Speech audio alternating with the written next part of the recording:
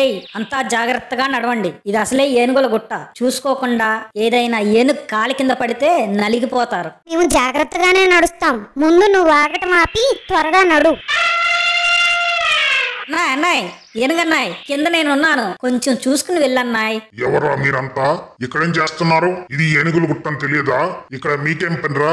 అది కాదు ఏనుగన్నాయ్, నిన్న కురిసిన వర్షానికి పెద్దవాగు పొంగి మా చీమల గూడ్లన్నీ నీళ్లలో కొట్టుకుపోయాయి. ఇది ఎత్తైన ప్రాంతంగా ఇక్కడికి నీళ్లు రావని ఒక 10 రోజులు ఇక్కడ ఏదో ఒక చెట్టు కింద ఉందామని ఇటువైపు వచ్చాం.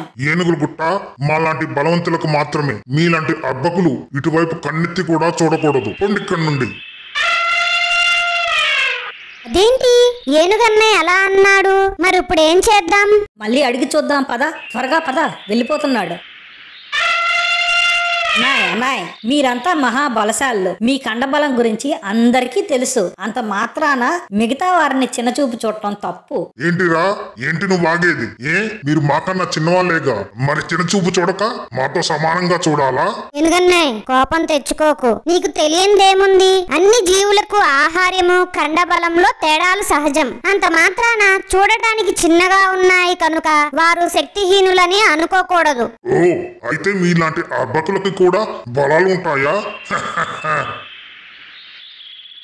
మేము మీకన్నా ఆహార్యంలోనూ బలంలోనూ తక్కువగా ఉండవచ్చు, కానీ మేము ఆనందంగా జీవించడానికి కావలసిన శక్తియుక్తులు మాకు ఉన్నాయి. కావాలంటే నీకది నిరూపించగలం. అవునా?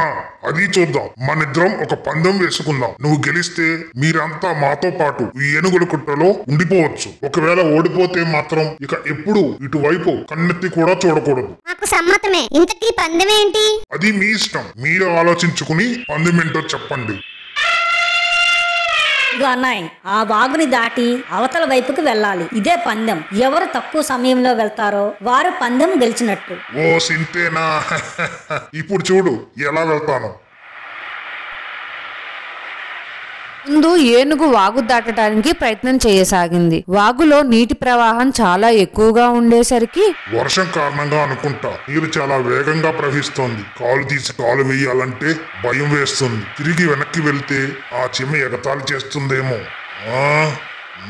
అడవిలో అందరికన్నా బలవంతునైన నా వల్లే కాలినప్పుడు చిట్టి చీమ దాని వల్ల ఏమవుతుంది? నీటి ప్రవాహానికి భయపడిన ఏనుగు వెనక్కి తిరిగి వచ్చి చీమతో ఇలా అంటుంది. ఇదిగో తమ్ముడు, ఆ వాగు దాటం అసాధ్యమైన పని. నీ మంచి కోరి చెప్తున్నా, వెళ్ళకు, నీళ్లలో కొట్టుకుపోతావు. పర్లేదేనుగన్నాయ్, నేను కూడా ప్రయత్నించి చూస్తా ఉండు.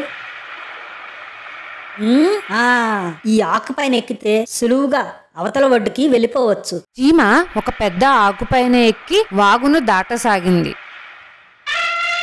తన బుద్ధి బలంతో చాలా సునాయాసంగా ఆ చీమ వాగును దాటడం చూసిన ఏనుగు తన ఆలోచన విధానం తప్పని తెలుసుకుంది. నన్ను క్షమించు తమ్ముడు, నేను బలశాలిని అనే గర్వంతో మిమ్మల్ని కించపరిచాను. నాకిప్పుడు అర్థమైంది, ప్రతి ఒక్కరిలో ఏదో ఒక శక్తి ఉంటుందని.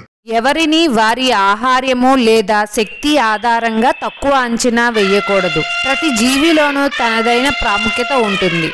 ఇలాంటి మరిన్ని వీడియోస్ కోసం లైక్ చేయండి, సబ్స్క్రైబ్ చేయండి.